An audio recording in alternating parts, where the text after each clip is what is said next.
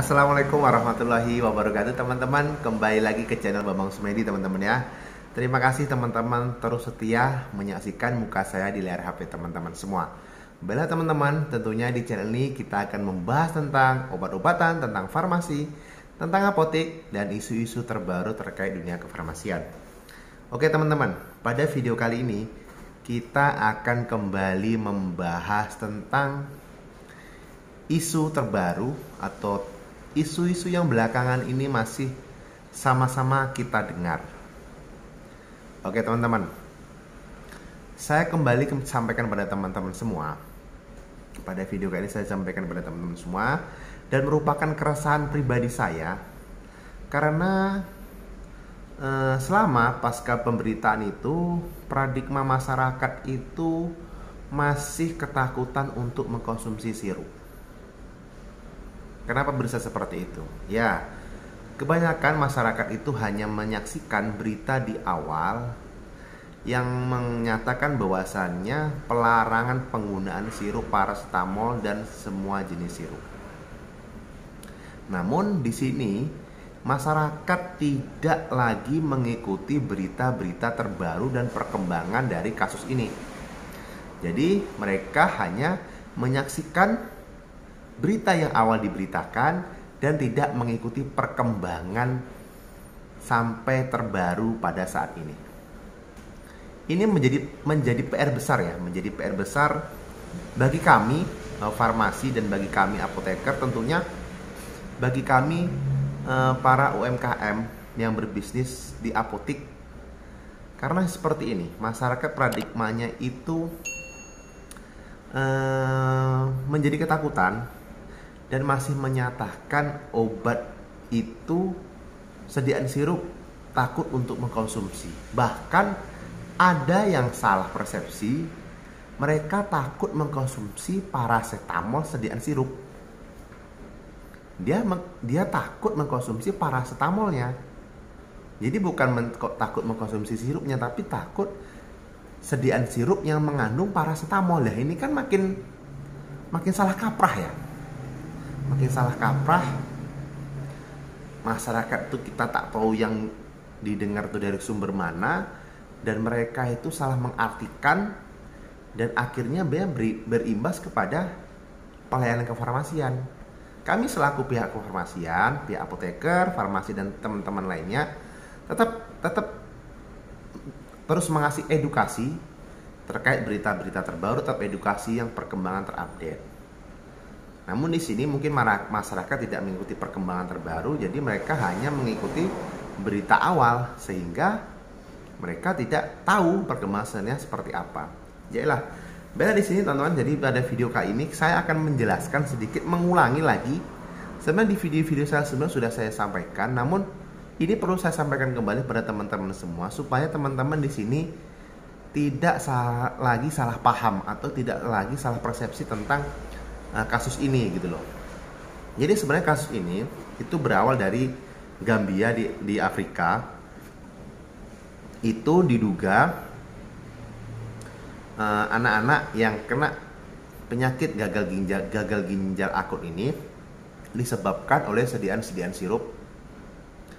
Nah, ada 4 macam sirup yang di sana, nanti teman-teman bisa saksikan video ini ya. Di sini video nanti teman-teman silakan saksikan ini. Ini sudah saya jelaskan tentang sediaan sirup tersebut. Dan kasus ini juga muncul di Indonesia. Namun di Indonesia sendiri sampai detik ini, sampai video ini diambil, belum ada penyebab resminya atau penyebab pastinya anak-anak tersebut yang meninggal dunia itu karena positif atau karena pasti dari cemaran etilen glikol dan propilen glikol gitu loh. Jadi masih sampai di sini pihak terkait dan tim-tim terkait pemerintah sedang melakukan penyelidikan sehingga bisa dikerucutkan nanti seperti apa kasusnya. Di awal kemarin sekitar 2 minggu yang lalu pemerintah mengeneralkan memutuskan bahwasannya penyebab utama diduga itu karena sediaan sirup yang mengandung cemaran propilen glikol dan etilen glikol. Jadi apa yang perlu saya sampaikan kepada teman-teman? Yang perlu saya sampaikan bahwasannya di sini yang diduga oleh Kementerian Kesehatan atau tim-tim yang di sana itu sediaan sirup yang mengandung cemaran etilen glikol dan propiletilen glikol, bukan zat aktif parasetamol tersebut, gitu loh teman-teman. Dan di sini etilen glikol dan propiletilen glikol ini digunakan farmasi sebagai bahan tambahan, dan ini pun pemerintah sudah mengatur, BPOM pun sudah mengatur batang ambang cemaran tuh sekian persen. Kalau seandainya itu melebihi, baru tidak boleh digunakan. Dan ini pun BPOM sudah memastikan bahwasannya etilen glikol dan propiletilen glikol ini tidak boleh digunakan sebagai zat tambahan. Namun di sini juga tidak bisa kita hindari zat ini terkandung dalam sirup tersebut sebagai cemaran. Oke, sebagai cemaran ya di sini teman-teman, sebagai cemaran. Jadi yang di sini zat tambahannya etilen glikol dan propiletilen glikol, bukan zat aktif parasetamol tersebut. Itu bisa digarisbawahi. Dan pemerintah di sini sudah mengupdate-nya bahwasannya sediaan itu tidak semuanya berbahaya dan tidak semuanya semena-mena tidak boleh dikonsumsi. Sudah ada berita terbaru, teman-teman silahkan kunjungi website resmi BPOM RI atau Instagram BPOM RI, silahkan teman-teman kunjungi. Di situ sudah dipampangkan bahwasannya ada sediaan sudah diteliti yang positif mengandung cemaran melebihi batas dan yang aman untuk digunakan, atau dikatakan lain tidak mengandung cemaran tersebut. Jadi selagi tidak mengandung cemaran ya alhamdulillah, ya aman-aman saja untuk digunakan sampai sekarang ini, selagi dalam batas anjuran pakai dalam atau batas wajar.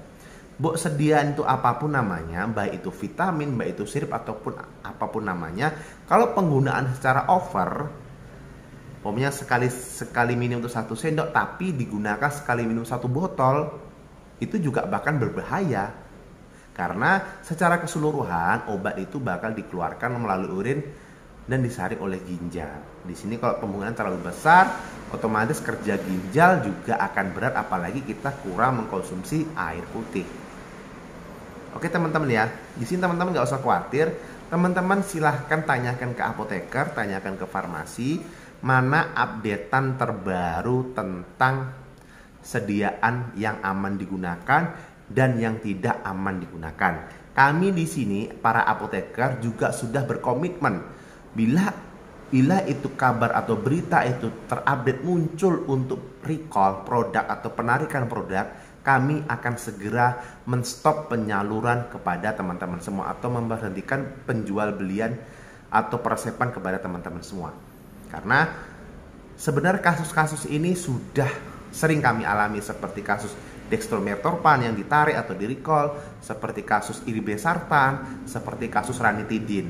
Jadi kami sudah biasa melakukan proses recall barang ini, dan tentunya kami tetap akan memperlakukan jual beli atau melakukan pemberian obat kepada teman-teman tentunya yang aman dan sesuai dengan aturan yang ditetapkan. Jadi teman-teman gak usah khawatir, gak usah mengambil spekulasi sendiri, takut untuk menggunakan sirup, apalagi takut menggunakan parasetamol itu sendiri.